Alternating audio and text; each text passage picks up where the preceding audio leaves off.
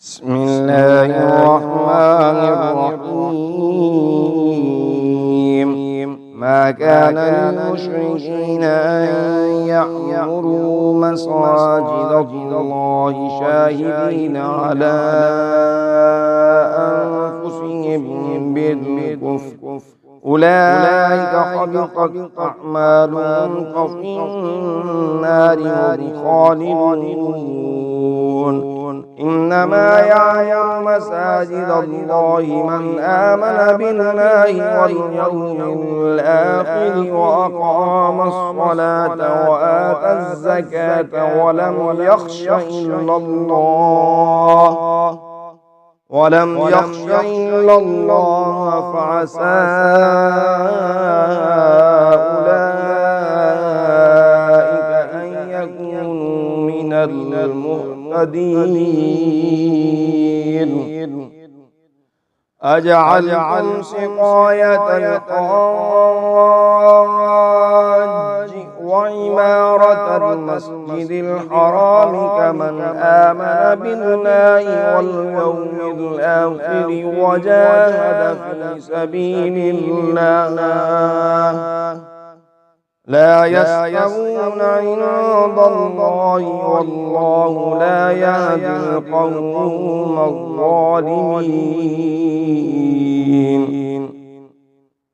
الذين آمنوا وهاجروا وجاهدوا في سبيل الله بأموالهم وأنفسهم أعظم درجة عند الله وأولئك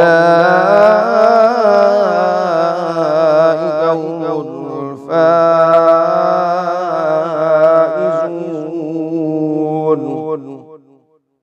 يبشرهم ربهم برحمة منه ورضوان وجنات لهم فيها نعيم مقيم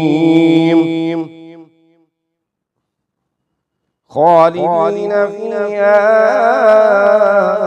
أبدا إن الله عنده أجر عظيم. يا أيها الذين آمنوا لا تتخذوا آباءكم وإخوانكم أولياء استحبوا الكفر على الإيمان ومن يتولهم منكم فأولئك هم الظالمون. قل إن كان آباؤكم وأبناؤكم وإخوانكم وأزواجكم وعشيرتكم وأموال اقترفتموها وتجارة تخشون كسادها.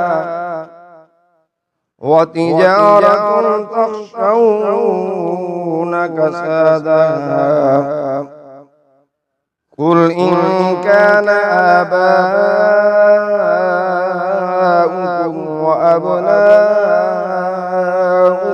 وإخوانكم وأزواجكم وعشيرتكم وأموال اقترفتموها وتجارة تخشون كسادها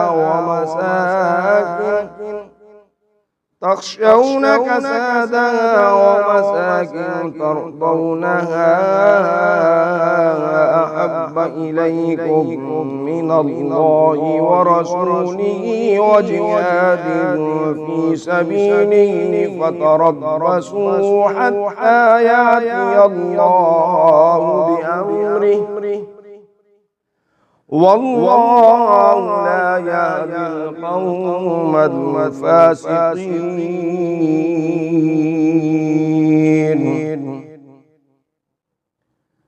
لقد نصركم الله في مواطن كثيرة ويوم حنين إذ أعجبتكم كثرتكم فلم تغن عنكم شيئا وضاقت عليكم الأرض بما رحبت ثم وليتم مدبرين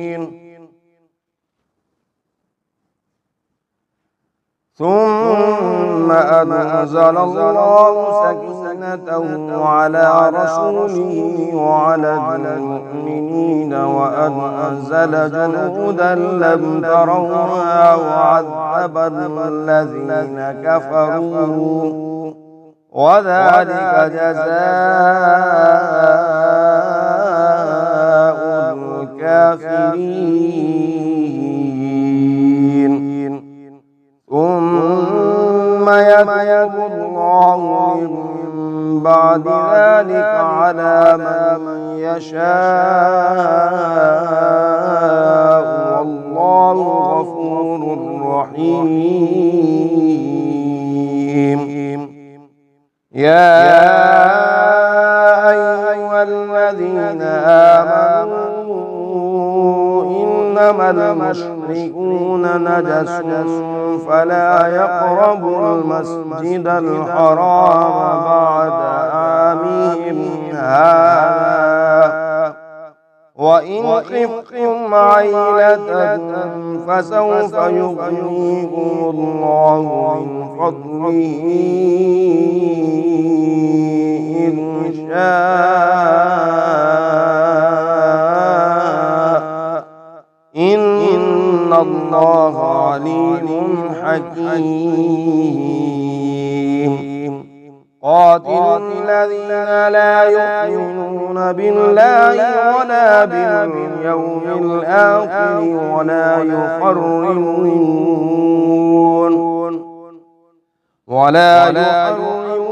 ما حرم الله ورسوله ولا يدينون دين الحق من